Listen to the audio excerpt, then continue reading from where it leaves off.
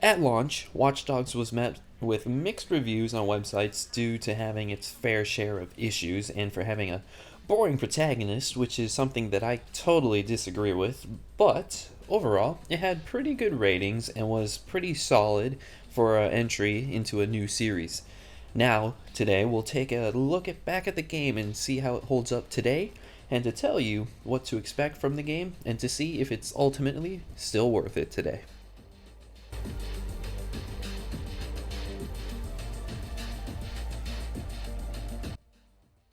The main topic I want to address first is the protagonist, Aiden Pierce, and the story itself.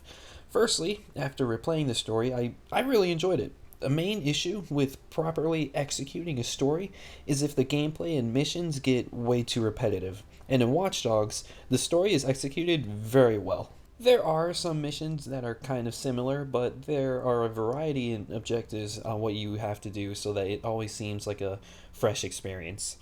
Before every mission, you get a little cutscene and dialogue of Aiden doing a quick little recap of what's going on at that point of the story, which is really nice because if you're not paying attention to detail or if you zone out for a moment, it's really nice to have that sort of recap before every mission to get you right back into the story. Which that has happened to me during my playthrough. I had zone out and completely miss out on an important detail, and having that nice little recap before every mission is definitely a really nice feature to have. The cast is very good as well. I really enjoyed every character, and after playing throughout the game, you get invested with these characters, which is always a good thing. I don't think there was one character that I just did not care about whatsoever. Even though these people gave crap about Aiden, that they were just not invested with this character, and I totally disagree with them. And honestly, here's why. From what I've heard and seen, is that people say that he's way too emotionless and that he's very bland. Which, sure, that's 100% true, but he hides his emotions because it's a weakness. For being the vigilante, you wouldn't expect someone behind the mask to be like a Peter Parker. This isn't Marvel, even though that you could say that's an unfair comparison.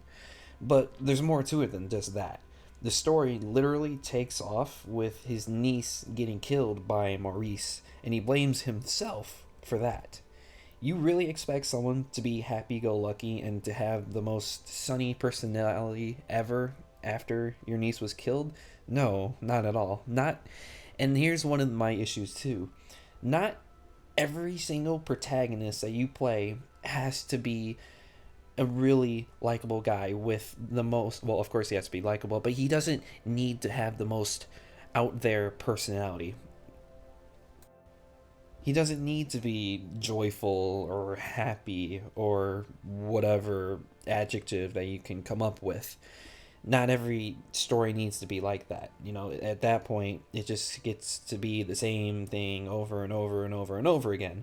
So, which is why having Aiden be more of a quiet, emotionless, badass character, it's a nice, refreshing thing. Even though he's emotionless and maybe kind of hard to connect with for some, his supporting cast really picks up some of the weight. The other characters have more personality, which in turn makes the story not drag out and be super edgy with no emotion. So, for the story's purpose, I really enjoy Aiden's character and his whole arc throughout the game, with giving him other characters to help support him, like his sister and Clara, who gives him someone outside of his family to really care about and to grow with, which he hasn't had anyone like that other than his family. At least from what I know within the game. I don't know if there's any outside lore or anything like that. But overall, I have to say the story is done pretty well, and but I wouldn't go as far as saying it could be really replayable.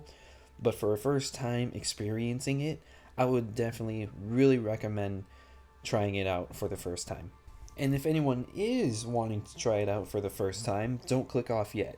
Let's get more into fine detail about the gameplay, huh? It's a pretty basic third person shooter, and the guns handle pretty well.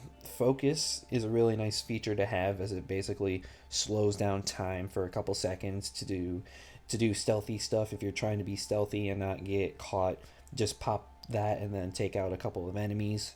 The variety of missions and side missions are really nice to keep things fresh. Even the collectibles, too, are really fun to grind out if you want to 100% the game.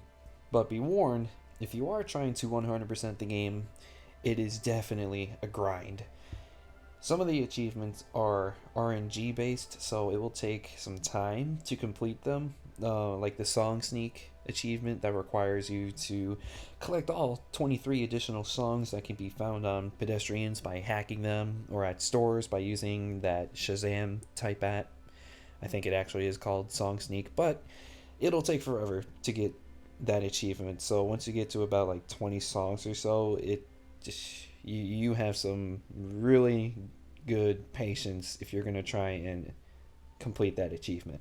And also during my playthrough, one of the achievements that requires you to stop at every hotspot, that was just bugged out. I got to about 93% done in game. I visited every single one of them. It said 100 out of 100, but for some reason, my achievement tracker said I was only at 93%. So I gave up on that achievement. Once I got to that, I just gave up. I was going to 100% the game, but when that bugged out, nah, just gave up. Driving is not all that engaging and fun, and I found myself just using motorcycles all the time to get around more quickly and easier. But I still found myself crashing a ton and getting kicked out of the motorcycles, so that eventually got kind of annoying, but you can just blame that on me being horrible at driving. So the radio selection was really weak. I didn't know any of the songs, and whenever I did want to try to listen to the radio, I within a couple minutes I just turned it off, as I did not like any of the songs. But that's just a personal opinion. Some of you might actually like the songs. Lastly, the facial textures were pretty bad at times.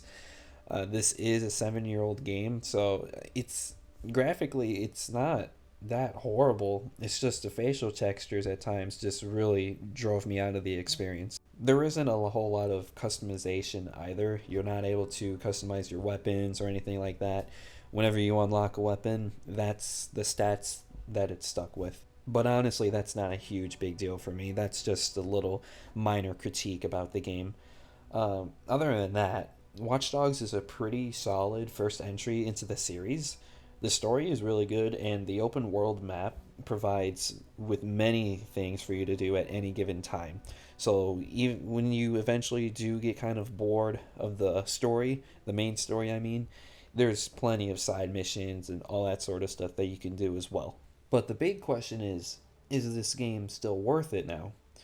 Currently, as I'm recording this, it's about $20 here in the US, which that is definitely a fair price for how much you get from this game. So if you have not played it yet, please definitely give this game a try. You will definitely enjoy it.